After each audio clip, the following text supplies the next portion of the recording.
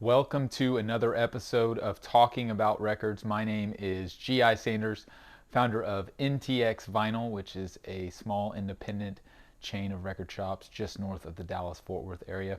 If you don't already follow me on YouTube, Facebook, Instagram, wherever you're watching this, please do so. Really appreciate it. Today's topic is a simple one. It's all about eye candy. I'm going to show off some of my favorite vinyl records that are colored. So the colored vinyl record in recent years has exploded as far as demand is concerned. They're beautiful. There's a lot of different effects.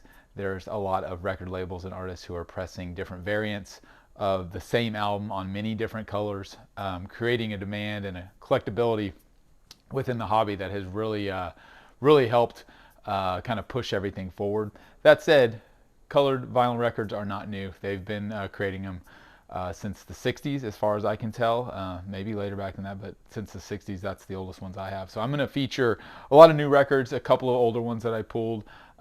Honestly, for me, it's all about the music. The vast majority of my collection is black vinyl. I bet I've got, out of the couple thousands of records I have, maybe 5-10% of them are colored. So I'm not the type of collector who will collect 10 different variants of one album just because they're on different colors. If I love an album and there's a certain cool variant I come across that's a different color or effect, I may pick it up if it's an album I really cherish. But for me, it all comes down to playability and sound. Speaking of that, there is definitely a conversation around colored vinyl and whether or not it sounds as good as black vinyl. I think for older records, records that were pressed, 60s, 70s, maybe into the 80s, there's an argument that can definitely be made in regards to sound and if those colored vinyl pressings sound as good as black vinyl. These days, with modern pressing plants, the PVC that is developed is essentially the same as what I've been told from people who work and own at pressing plants. So the black vinyl PVC, which is, it all starts out clear. The PVC pellets all start out clear. And then they add black color or they add any other color and mixtures of color. So I don't think the color itself is really impacting the sound. It's more about the mastering of the audio, and it's more about the actual pressing itself, regardless if it's color. So you can get a bad sounding record that's on colored vinyl, and you can get a bad sounding record that's on black vinyl. Again, most of the time that comes down to the quality, the mastering of the audio, the quality control, where it was pressed, and all those types of factors. So I'm not going to get too much more into sound and all that. Again, this is all about eye candy. I just want to show some really cool records. So I have picked out, I think, 10 or 11 records from my collection that I think are really cool. I'm going to kick that off with an album by Rich Robinson. This is Rich Robinson, obviously, of Black Crowes fame. This is a solo record he put out called The Ceaseless Sight. Came out in 2014. And this is an incredible record. First of all, I love the record itself.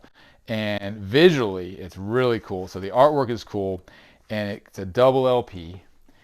And it's on a really cool kind of gold and black or beige splatter. I really love the effect on this first LP. Really, really neat. The second LP is also really cool. So I will dig it out.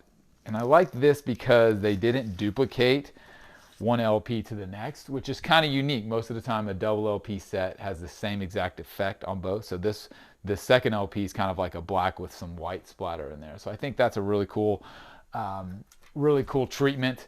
And again, I like the fact that they kind of altered it. I'm going to put that back in there in a minute for right now. So that's the first one. Again, that's Rich Robinson, The Ceaseless Sight, 2014. You can pick that LP up. I highly recommend it. It's a great record by Rich. And like I said, very cool package. The next one on the list, this is Sound and Fury by Sturgill Simpson. This actually is a record that I have a couple different copies of. This is a Vinyl Me Please pressing. I think I've got a couple Vinyl Me Please pressings on the list today because they produce a lot of really cool specifically colored vinyl variants. This is, I think, a limited copy. There was only 1,500 of this specific one. This is on the red splatter. I think they called this the red blood splatter. You can see how really cool that is. I love the effect. This is an album that Sturgill put out and really shocked his audience. Sturgill, known for kind of outlaw traditional country music, which is the majority of his albums are. This was more of a rock record that he put out. I believe it came out in 2019. Could be wrong there, but really unique album. I think over time this album's going to become really appreciated, honestly, because it's got a unique sound, and I think it'll age really well because it's got a really just a really unique vibe all the way through it. Love the artwork, love the splatter vinyl. Definitely check out Sound and Fury if you're a Sturgill fan and you haven't checked that one out. Next on the list, this is another Vinyl Me Please, which if you're not familiar with Vinyl Me Please, it is a record club you can sign up for, pay 30, 40 bucks a month or something like that, and they'll ship you a record, a record a quarter. $30, $40 a quarter, and you get a record every month or every quarter. You can choose and swap, but there's a lot of cool records that come out of the Vinyl Me Please camp. This is one by the White Stripes. If you are a Third Man Records or a Jack White fan, they put out a ton of cool vinyl. I could have a colored vinyl. I could have chosen from one of probably 20. This one I like. This is another kind of splatter effect. I liked it because it's kind of unique in that the splatter is really contained in a couple different patterns. So on this side here, you've got it just around the edges, and then on the back side, you've kind of got it coming out. So again, I like that red and black effect. Really cool. It's an opaque look. Opaque meaning you can't see through it. It's not transparent like that Sturgill Simpson one was. But this one's cool just because I think the differentiation from the A to the B side is how the splatter took place. So in case you don't know, the way that it works when you if you're a pressing plant, the normal way that works is they'll take what's called a puck, which is basically it's about that big, kind of the size of a hockey puck, and they basically sprinkle the different colored effects onto that puck. So you may have a puck that is red like this one was, and they sprinkled black PVC on top of it, and then when it presses down, it creates a random splatter effect, right? That's one way to get it. There's a lot of different ways. Another way that you can get a cool effect, and this is a good example of that. This is Norah Jones, Pick Me Up Off the Floor. This is what's called a split. So this was two different pucks. So they took a white puck and a black puck, and then they cut them in half, and then they squished them back together with the with the opposite colors. And then when it goes to press, that's how they get the split effect. So this is a really great record, a really chill album by Norah Jones. I think kind of an underrated one, honestly, because she's got such a great catalog, but her later records, including this one, are really good. Love the split vinyl. You don't see a ton of those. I kind of refer to this one as the Oreo cookie, which I think is a really cool effect. So that's Norah Jones. Here's an older pressing, which is kind of cool. Moving right along, I've only got a handful more. This is Beggar's Banquet by the Stones. This is a 1968, I believe it's 68, Holland pressing. You can see this has got limited edition on colored vinyl right there. And this is cool because it's on white vinyl, but what I liked about it is that you actually got some differentiation and some marbling. You can see on the kind of got some, it's like a grayish purple that came in.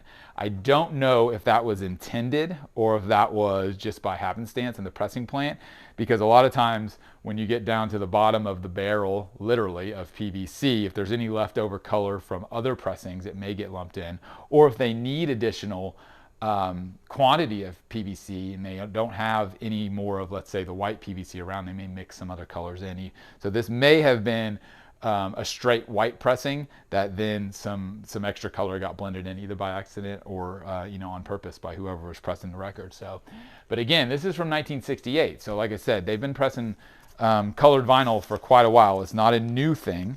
I think what's new to the colored vinyl game is the fact that now labels and artists are over-indexing on it because they know people love it and they know it looks great and they know it looks cool.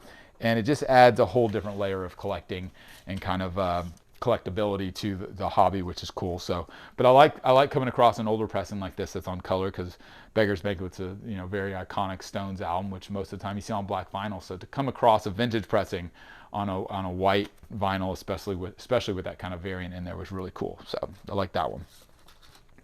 Next up, this is an interesting one.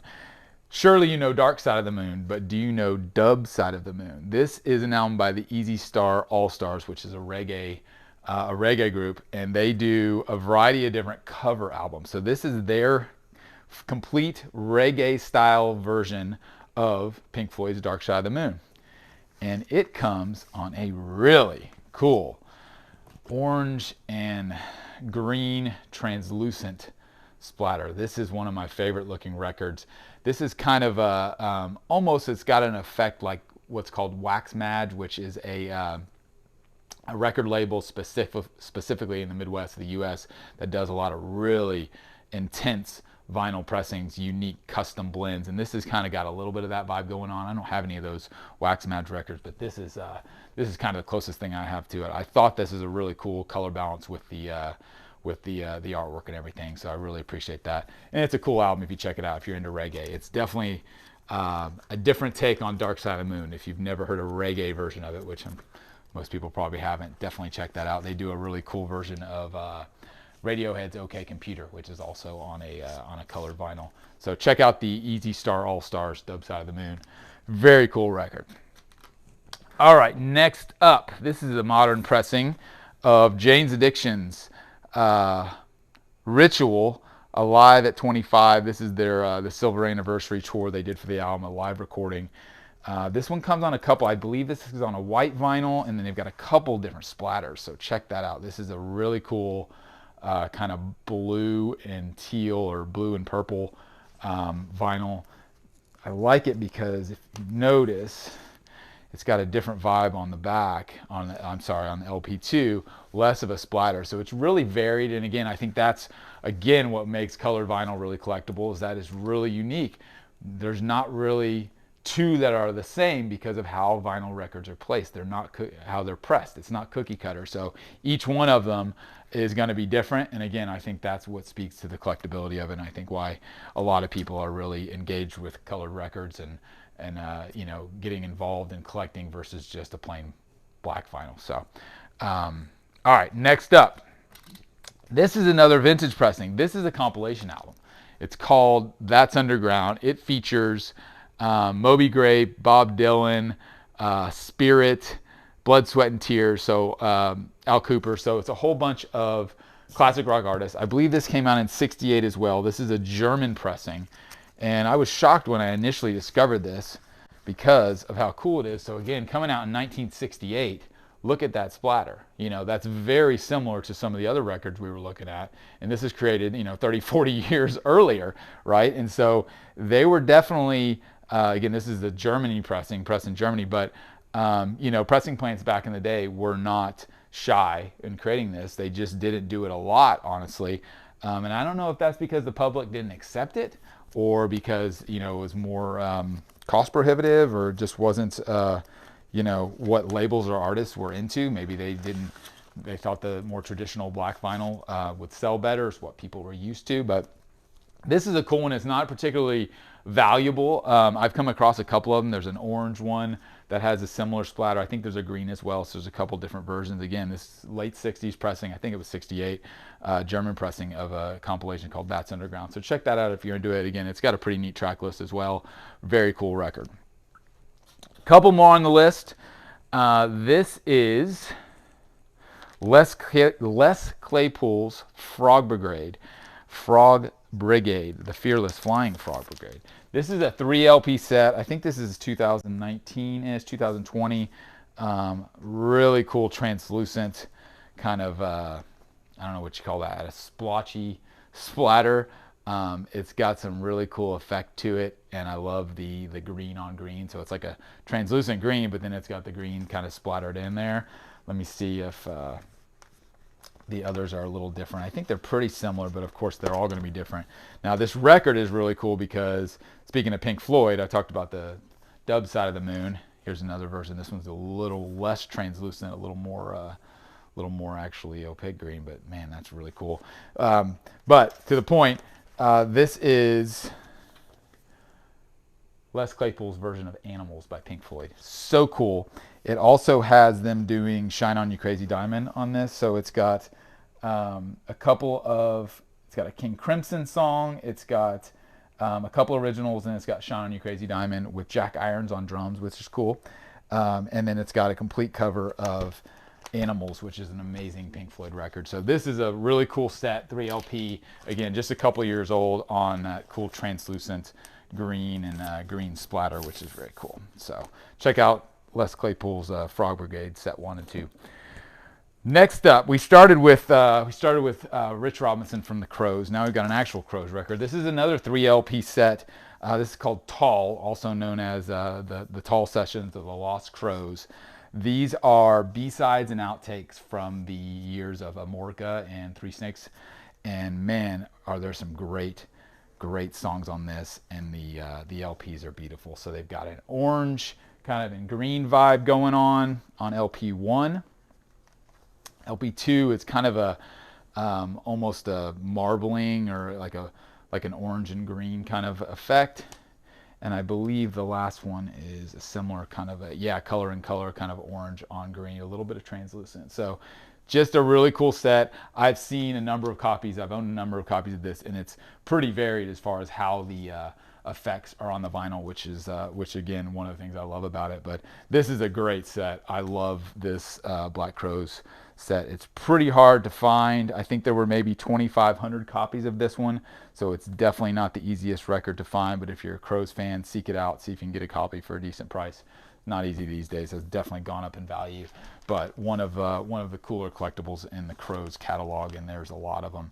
And they're one of those bands similar to what I was saying about Jack White and White Stripes, where the Crows typically do some really cool colored versions. Like I showed that Rich Robinson earlier. Chris Robinson has plenty of solo stuff with the Brotherhood and then the Crows proper. And there's a lot of different really cool vinyl records as far as colors go in the Black Crowes family catalog. So last but not least, this one's a box set. Again, I think this is a 4LP box set. This is Soundgarden's Live from the Artist Den. This is a 2019 live at the Wiltern in Los Angeles. 4LP, and man, are these beautiful. Check these out. If you're a Soundgarden fan, you're going to want to track down the colored version of this. They make a black version as well. The colored version, man, are these things bright and colorful. So you've got a yellow and orange on the Chris LP. You've got Matt Cameron on this one. This is a kind of blue and purple. There's a little bit of translucency to each of them. Just really unique, and I think creates such a cool vibe. There's a green and purple kind of reversed out. Just super fun. And that's the Ben Shepherd and the Kim Thale. What do we got here? Oh, this is like a kind of a fuchsia pink and purple kind of splotchy splatter. So just a really cool set across the board. Comes with a nice little insert. Really colorful set across the board. Really well done packaging wise, artwork done. So again, that's live at the Wiltern from Soundgarden. There are a plethora of Soundgarden LPs that are on colored vinyl as well that I could have chosen, but that one really stands out to me. So that's just a few in my collection. I probably need to do a couple versions of this video where I could pick 10 more or 15 more, because again, I don't have tons, but I've got enough to where I could go through a few videos for sure and show off some more colored records. So I love collecting the colored wax. It's not something I go crazy with, but when I see a cool version, I'm always out to pick it up if it's an album that I really love. So those are a few of mine. Let me know some colored vinyl in your collection. That's really cool. I'd love to check it out. So if you haven't subscribed on YouTube, followed on Facebook, Instagram, please do that. I'm G.I. Sanders. Really appreciate you watching. We'll see you again next time on Talking About Records.